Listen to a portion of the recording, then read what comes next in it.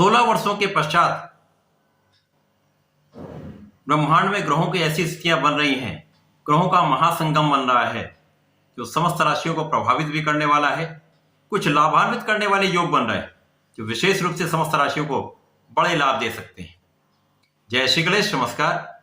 मैं आचार्य संजय द्विवेदी, मेरे समस्त प्रबुद्ध दर्शकों का मेरे चैनल पर हार्दिक स्वागत है। आज मैं कन्या राशि के लिए जो ये विशेष स्थितियां बन रही हैं उनका अगले 5-6 महीनों में क्या प्रभाव मिलने वाला है, किस प्रकार से आप लाभ ले सकते हैं, कहां पर समस्या आ सकती है, उसका क्या निराकरण, संपूर्ण विश्लेषण मैं पूर्ण तर्क के साथ करने जा रहा हूं। प्रिय दर्शकों, ये राशिफल आपके चंद्र राशि पर आधारित है, परंतु जिन लोगों का कन्या लग्न है उनके लिए भी ये राशिफल अत्यंत उपयोगी भी है, लाभान्वित करने वाला है। क्योंकि एक लंबी अवधि का परिवर्तन है, यहां पर आपको लग्न के अनुसार भी देखना चाहिए, राशि के अनुसार भी देखना चाहिए। प्रिय दर्शकों, ये राशिफल बनाने का मुख्य उद्देश्य आपके लिए एक अच्छी विषय वस्तु देने का है। बड़े अनुसंधान के पश्चात मैं प्रयास ऐसा कर रहा हूं जो इस कहीं पर किसी का जो कठिन समय चल रहा है उसमें कहां पर सकारात्मकता आपको प्राप्त हो सकती है, कहां से आपके लिए कुछ अच्छी स्थितियां बन सकती हैं, उनका आप कैसे लाभ ले सकते हैं, इन समस्त स्थितियों को लेकर कुछ सकारात्मकता मैं आपको देने का प्रयास कर रहा हूं। YouTube में बहुत सारे ऐसे वीडियो आपको मिलेंगे जो आपको केवल डराने का प्रयास करते हैं, केवल नकारात्मकता आपको देकर आपके मन में मानसिक द्वंद्व उत्पन्न कर देते हैं। परंतु ये निश्चित जान लीजिए कि किसी भी व्यक्ति के पूरे जीवन काल में उतार चढ़ाव चलता ही रहता है। चाहे कितनी भी अच्छी दशाएं हों, उसमें भी कहीं ना कहीं कुछ कष्ट अवश्य आता है, या कितनी भी कठिन दशाएं हैं उसमें अच्छा समय अवश्य ही आता है। मेरा प्रयास आपके कठिन समय में कुछ अच्छा समय आपको प्रदान करने के लिए, आपको उसका मार्गदर्शन करने का है, यहाँ पर उस समय का आप उपयोग करके जीवन को लाभान्वित कर सके, आपके मैं कुछ काम आ सकूं, इस मार्गदर्शन में आपकी कुछ सहायता कर सकूं, यही मेरा प्रयास है। प्रिय दर्शकों, इसमें आपका साथ भी अत्यंत आवश्यक है, तो कृपया चैनल को सब्सक्राइब कर लें, बेल आइकन को प्रेस करके ऑल पर क्लिक कर दें। वीडियो को आप शेयर भी कर सकते हैं, वीडियो को लाइक कर दीजिए। कन्या राशि के लिए यदि 16 दिसंबर के पश्चात हम ग्रहों की स्थितियां देखें तो लग्न में ही केतु निश्चित रूप से कहीं ना कहीं बड़ा कठिन समय चल रहा है। द्वितीय भाव में शुक्राचार्य आ चुके हैं जो एक अच्छी स्थिति है। मंगल का अपनी राशि में होना विशेष राजयोग है। चतुर्थ भाव सूर्य बुध का होना बड़ा राजयोग बन रहा है। शनिदेव जो आपके षष्ठम भाव में कहीं ना कहीं कुछ कष्ट की स्थिति भी है तो कुछ लाभ भी मिलेगा। 7वें भाव में राहु का होना विशेष रूप से कष्टकारी है। गुरुदेव बृहस्पति का अष्टम भाव में होना निश्चित रूप से आपके लिए एक नकारात्मक भाव है। तो मेरा बताने का तात्पर्य यह है, जो ये आपके लिए कष्टकारी स्थितियां बन रही, इन कष्टकारी स्थितियों में जो विशेष रूप से आपके लिए अच्छा समय है वो कैसे और कहां पर मिल सकता है, ये मार्गदर्शन करना है। लग्न में जब केतु होंगे तो राहु की दृष्टि का प्रभाव आपके लग्न पर निश्चित रूप से, जब तक राहु यहां होंगे आपको मानसिक रूप से ये अस्त व्यस्त कर देंगे। मानसिक विचलन का समय है, भ्रम का समय है, अनवांटेड फियर का समय, अनावश्यक भय का समय है, अकारण भय का समय है, अकारण कष्ट का समय है, अकारण विवाद का समय, अकारण क्रोध का समय। बिना कारण क्रोध आता है, बिना कारण स्वास्थ्य यहां पर समस्याएं रहती हैं। जीवन साथी के साथ सामंजस्य बड़ा समस्या करता है। साझेदारी में कहीं ना कहीं भ्रम की स्थिति के कारण समस्याएं उत्पन्न हो जाती हैं। तो ये कष्टकारी समय तो है ही है। विशेष रूप से ये दोनों भाव अत्यंत पीड़ित है। राहु का प्रभाव कहाँ? लाभ पर है, इनकम को ही रोक देंगे। राहु का प्रभाव कहाँ पर? आपके पराक्रम। तो ये जब 3 भाव राहु बाधित कर देता है, आपके साझेदारी के भाव प्रभावित किया, जीवन साथी के साथ सामंजस्य में समस्या की, आपके लग्न को निर्बल किया, आपके स्वास्थ्य को निर्बल किया, आपका पराक्रम तो अपने आप कम हो जाएगा। जब पराक्रम कम होगा तो कार्यक्षेत्र पर इनका प्रभाव पड़ेगा, कार्यक्षेत्र जब निर्बल होगा तो आपकी इनकम कम हो जाएगी। ये सारा का सारा सबका एक दूसरे से कनेक्टेड है। ऐसा हो सकता है, ऐसा हो रहा है, ऐसा होगा। अब आपका स्वास्थ्य यहां पर भी निर्बल, क्योंकि गुरुदेव आपके अष्टम भाव में गोचर कर रहे हैं, मित्र की राशि में है, थोड़ा कुछ बेटर है।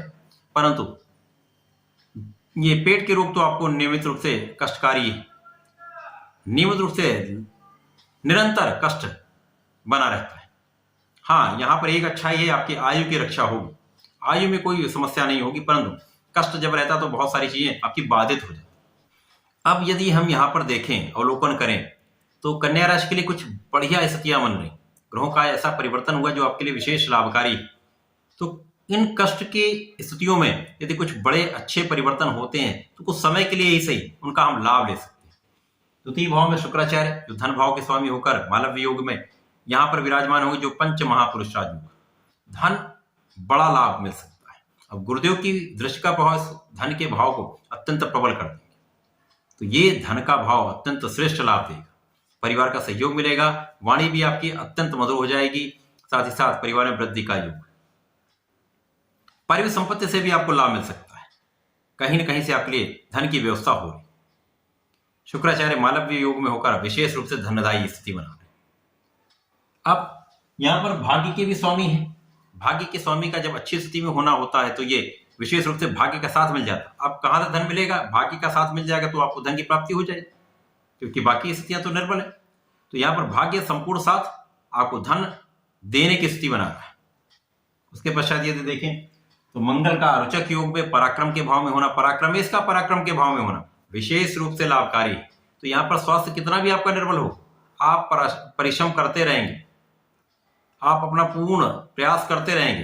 अब ये जो प्रयास होता है ये कहीं ना कहीं सफलता अवश्य देता है, तो ये प्रयास 100% आपको सफलता देगा। अब मंगल यहां होकर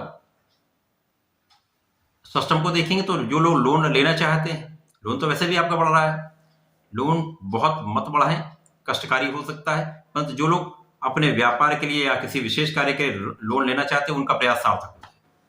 शत्रुओं पर विजय प्राप्त होगी, किसी प्रकार का शत्रु कुछ बिगाड़ नहीं सकता। इसी प्रकार से जो कहीं ना कहीं कुछ रोगों की संभावना थी वो कम हो जाएगी, स्वास्थ्य समस्याएं कम हो जाएगी। मंगल का प्रभाव यहां से भाग्य को बढ़ाएगा, क्योंकि भाग्य पर दृष्टि है, भाग्य भी अच्छी स्थिति में है, निश्चित रूप से यहां पर भाग्य का संपूर्ण साथ आपको मिल रहा है। इसके पश्चात आपके कार्य पर भी दृष्टि का प्रभाव आपको यहां पर कार्य क्षेत्र में चलायमान कर रहा है, आपको आगे बढ़ाने का कार्य कर रहा है, आपका कार्य क्षेत्र वृद्धि करने, आपके कार्य क्षेत्र वृद्धि होने वाली प्रगति होगी।